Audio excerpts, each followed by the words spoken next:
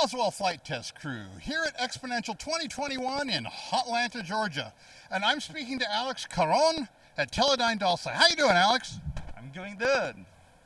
So I understand you guys have this new MicroCalibir camera core. What's this all about?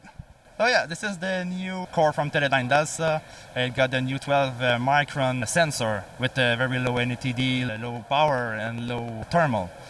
It's the smallest core in the world with 21 by 21 millimeter. It got really good performance. So we have the VGA model, QVGA, up to 60 frames per second.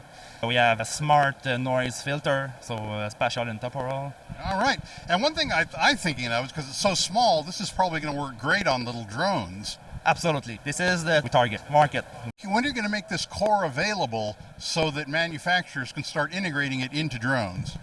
Well, the camera is now in production, and we expect to be available in a few weeks or a few months. And are you seeing interest from drone manufacturers? Yes, here at the show with great interest for this camera. And then where is this camera manufactured?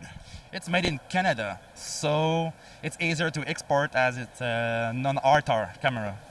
Really, that's interesting because with those specifications, if it was made in the United States, I think there'd be a lot of ITAR restrictions on it. Yeah, from what I know, it's very complicated when it's made in the US. So that's great. That means this camera will be available in more places around the world. Yes.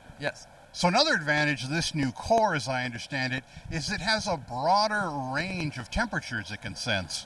Yeah, so it can go over 1000 degrees Fahrenheit. So it's very useful for firefighter. It will not clip.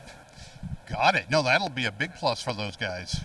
So is this camera going to have radiometric capabilities?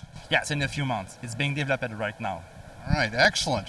Well, Alex, thanks so much. We're going to look forward to seeing this camera out in the field. Yes, well, thank you. It was a pleasure. All right.